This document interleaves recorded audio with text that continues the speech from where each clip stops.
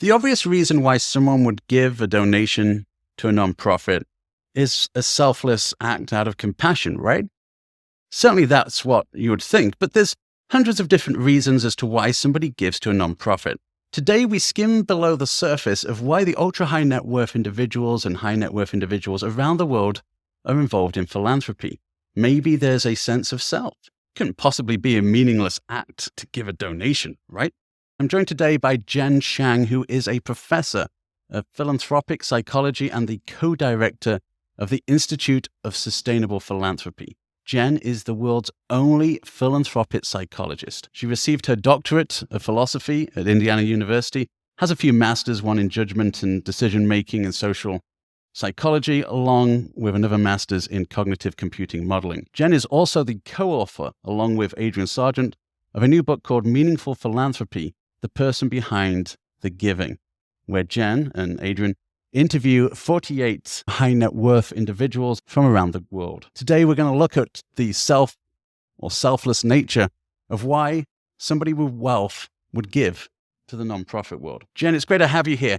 How did you get into philanthropy in the first place? Yeah, it might sound a bit cliche, but I was just at the right time with the right people, looking for the right things, and everything just clicked together. I got into the Lady School of Philanthropy at Indiana University.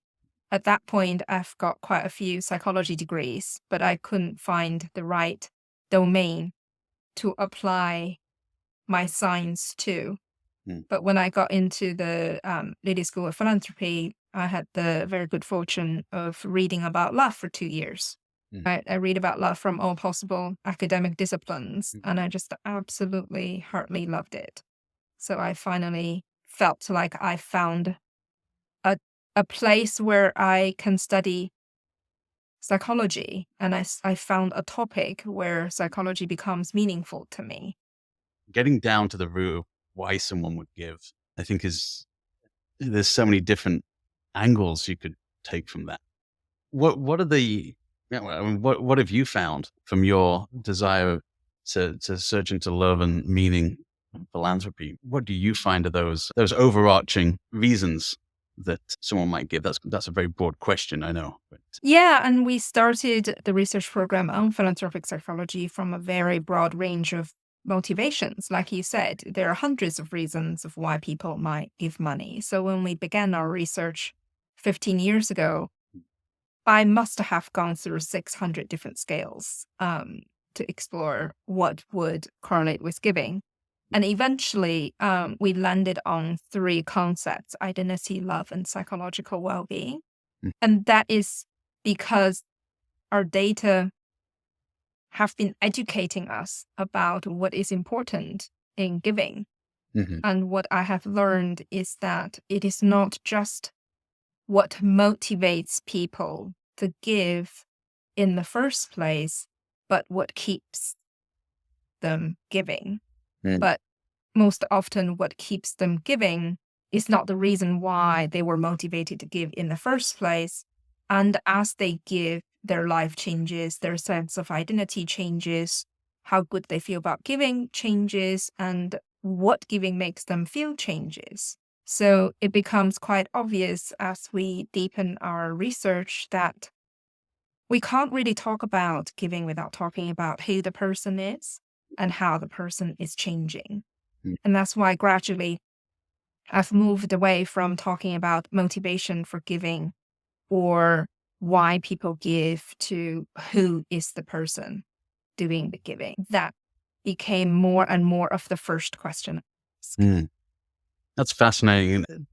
Who they are and the motivation for giving differ based on the amount that they're giving. So in the US, we look at mass major donors, but within major donors, there's people that give $1,000. There's people that give $1 million a year. Is there a difference in who they become and the motivation for giving a different donation? If the only difference is caused by money, then from my perspective, it is not a very interesting difference because there's very little fundraisers can do about it. What can you do about changing how much money people have to give? But what I think fundraisers absolutely have a great amount of role to play is given this is the amount of money that people already intend to give, how can we make it the most meaningful giving experience for this particular person? When you talked in this book, The Meaningful Philanthropy, Person Behind the Giving, you spoke to 48 different individuals, I believe. And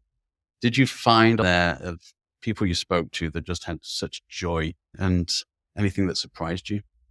There are obviously experience of joy, and the experience of joy can be had when someone give $1,000 or someone give multiple millions or even more. Mhm. Um, how that joy is defined, however, can be very different. And sometimes it's not so much the amount of money as much as what is the particular difference that an individual made, Mhm. right? Sometimes money does matter because if someone is really interested in solving an extremely complex problem that just can't be done Mhm. without the amount of money that they have available, then obviously having the money would make that kind of meaning come to life. But there are other situations where people are perfectly happy giving small gifts, making really meaningful connections, be introduced into really meaningful communities, Yeah. and they feel equally joyful. So you talk about as well the identity of self in the psychological sense. One would think that you would give to a nonprofit because it's a selfless act. Did you find the notion of self, there was a sense of self and a meaningless, if you like, of giving, as opposed to the notion which most people think of, which is it's a selfless act and it's highly meaningful? Yeah, I think one of the myths that this book does speak to is for people to take a step back and to think about how the self is defined. Mm, From where I stand, when someone defines their action being selfless, that is the statement of their self. mm, The statement of the self is when I give in this way, I give for reasons that is more important for other people than for mine. But in order for them to get there, they have to really have clarity on what is that other people's need that they're meeting, or what is the other people's aspiration that they're supporting. And for some individuals, they would go as deep as saying, so who is this person I'm helping? Who are the communities I am connecting myself to? And who am I mm. when I connect myself? They can eventually say what matters to them is more than mine, but not reflecting on who other people are, who they think themselves are, and therefore what, in a way, to give, not just out of one's budget, but out of one's sense of self, even when it is a selfless love. Clarifying that and carrying out the reflection can be a very meaningful process for people. And do you think there's a if you're serving yourself as well in certain ways that you believe you're being selfless, or maybe it's for tax reasons or for whatever ways in which some people found it meaningless, could that be detrimental though to the nonprofit? I always think of like mission trips that people in churches go on, mission trips to developing countries, because it's meaningful to them. And perhaps there's a sense of self where, yes, I'm going to help somebody, but there's not much depth into the understanding of what that might mean to the person you're trying to help in terms of the long-term effects. Were people mindful of that when they serve themselves in terms of giving, as opposed to trying to understand a little more about the mission in which they're giving to? I think that's probably the contribution that philanthropic psychology is making for fundraisers more than anything else, which is to think about how nonprofits and charities can love your own donors, Mm, right? Every donor, when they come to walk a journey with you, whether you're mission based or other types of organization, everybody comes from where they are in their own giving journey. mm, So some people come with understanding, and some people may come without as much. mm, So I think if charities only think about themselves as the vehicle to get money out of the donors and to benefit the people they help, then they're actually missing out quite a meaningful and important chunk of people they can benefit, which is their donors. They are missing out the opportunity to genuinely make a difference in their own lives. So to think about these relationships as, can one side help the other without any benefit? Should that be the golden standard? It's a bit too simplistic because reality is not that clean. We talk about the fact that it's relationship and not transaction, but it sounds like it's even deeper than that. As you talked about the who, it's more about on why they continue to give is very much at the root of the psychology of the individual and building the relationship and them having an identity out of that. When in real time, when you're a nonprofit fundraiser, you're always thinking, oh, I've got to close this campaign or I've got to hit this budget. And so there's a mindset shift, no doubt, where the fundraiser too has a responsibility, I would think, to also build the relationship where the gift is simply the byproduct of creating the donor's identity for them or helping them in that. Yeah, absolutely. And do you think there's a distinct difference in the United States when you interviewed a number of people around the world? Is there a difference in terms of behavior, in terms of approach to the ultra high net worth individual who's giving? There would be difference between the United States simply because of where we are. But if we take the approach of, let's really go into the depth of how people experience their identity through a philanthropic journey that sometimes can last decades, then we see the processes are actually very similar in humans. That's really interesting because I would assume in the US there's some that give out of tax obligation or they give out of some kind of, maybe it's peer support or just out of a passion. To your point as well, it's more about why they continue to give that really is at the root of meaningful philanthropy, regardless of the country. Yeah, that's what this book would like to take our discussion to. When you ask the why at the level of geographic, amount, program, domain differences, we will see differences. But what's most meaningful is when we go that depth. And I think that is the knowledge that hasn't been surfaced for anyone. What about different generations when you consider the levels of wealth that will be transferred in the next decade? Do you think there's going to be a difference from, say, how baby boomers look at philanthropy and giving to how a millennial might look at giving? Different generations, they would have grown up in different historical and social context.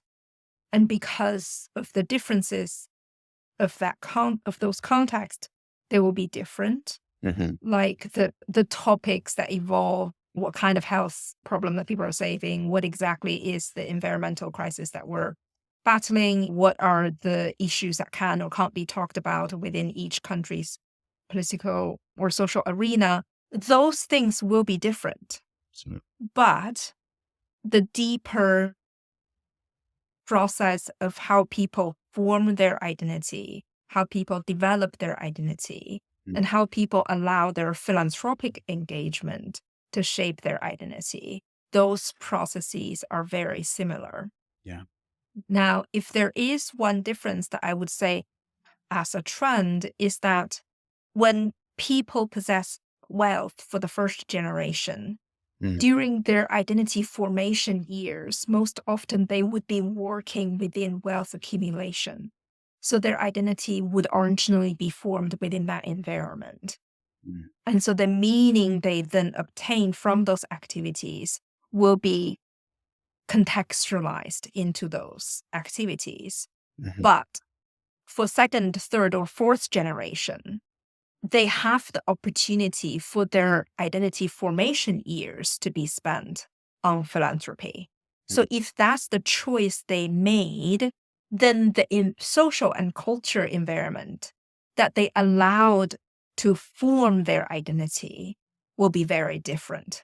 But not every second, third, fourth generation high and ultra high net worth individuals choose to use philanthropy for that route. Many of them choose to build their own business, build their own careers, choose their life options, in which case their identity will be shaped differently. Do you think there's more research that needs to take place? Since 2019, I think it's tripled the amount of family offices that are in the US. There's clearly a lot of people are getting ready for a lot of revenue transfer. I think more research is needed, period. From my own perspective, I feel like I've only barely scratched the surface of what we could have known and could have relied on to build more meaningful philanthropy. You talk about the journey of self and individuals. Do you find any desire for ultra high net worth individuals and high net worth individuals to collaborate? It seems that the journey doesn't need to be taken alone. No, absolutely not. And I think for many people, it's driven by what exactly is the problem they intend to solve, right? And then they design everything else accordingly. That includes to allow their peers to shape their choice of questions. So shaping the choice of questions, there's always a sense you come with all the answers as a fundraiser, that you need to have a polished prospectus to give them and have the answers. But I would think that journey is twofold. It's one to the donor and one to the fundraiser in terms of, because one seeing the other as an expert and one seeing the other as having funding. But I assume there's a relationship there that needs to continually be formed as one is educating the other and vice versa. Is that? Yeah. And I think there, what I would qualify as effective communication is to present the case to the best of your ability at the time, but to make it very clear to what is the time. Right. Right. I think we absolutely need to demonstrate that we have done our due diligence and we have articulated our case to the best of our ability up to that point.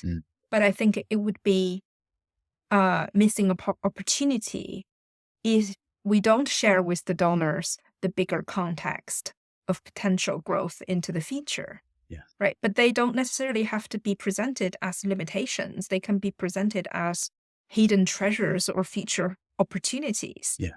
Right. So it's just a matter of how to frame it. And I wouldn't shy away from it if your intention is to build deeply enriching relationships over a long period of time.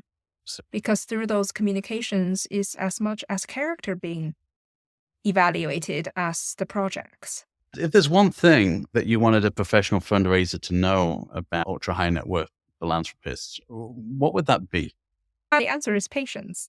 Because what we have found from our research is that for identity to such deeply being transformed, it's usually decades-long jobs. We can't walk into a situation and expect to know who the person we're talking to is, and vice versa. And I know that is the luxury that most of us don't have. But for any opportunities that we can have, a little small gesture of anything that indicate that you're at least interested in a 10-year relationship or that you're open to that would be the small thing that we can do every day. That's fascinating. And as a philanthropist, the one thing you can't buy is time, right? and I think for the fundraiser, the one thing they are always looking at is, how do I close this campaign, which is usually shorter than a 10-year time span. So that's a remarkable insight and change, that if we can get a philanthropist and a fundraiser to understand that the relationship is over a decade or over a decade to really be meaningful.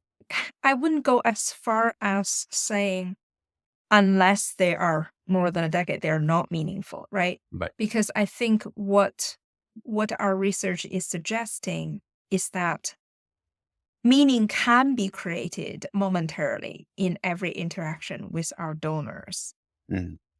And the deepest meaning is created when identities are transformed and an individual and a community can get to connect more deeply But in order to get to those momentary transformations, our mindset have to be set on the over 10-year horizon. Mm. We can still make very small, concrete differences simply in the way we greet people or the time we take to wait for other people to come up with their thoughts, even during dinner conversations. Allow them some time to be in silence so that they can carry out something deeper in themselves before they need to respond. Just taking those sometimes 30 seconds of waiting can go a long way if we want to make momentary differences. But we're not going to afford ourselves those 30 seconds if we don't have the 10-year relationship in our mind. And how does that relationship look? Do they have the relationship with the individual? Because I don't know how many fundraisers stay in one job for 10 years. Are they having the relationship with the organization, which is continually transitioning? Yeah. They have, if they get to know the beneficiary groups, the people who actually benefit from it all, then their relationship would be continuing with them. If their relationship is with the cause that they're interested in, then they will stay with the same cause even when personnels change. If what they're interested in is to follow a group of people who all are interested in solving the same problem, then even if they work in different organizations and they all spin out into different activities, they will still stay connected because everybody's perspectives is informing what they're doing. Yeah. So it really depends on what matters to them. Absolutely. And that's why it's really important to get to know them. It's more about the who, and why they're giving has evolved over time, or who they are with, or the mission they're part of, and building that into their relationship to make it deeper and more meaningful. It's not just a team effort, but it's focus on the individual. Don't focus on you and your portfolio. Focus on that individual and how many people can enrich their life over time. It's fascinating talking with you. I put the link as well down below for people who can buy this book and also get involved with the Institute of Sustainable Philanthropy and find out different ways to enrich their journey in philanthropy. Thank you. Thank you.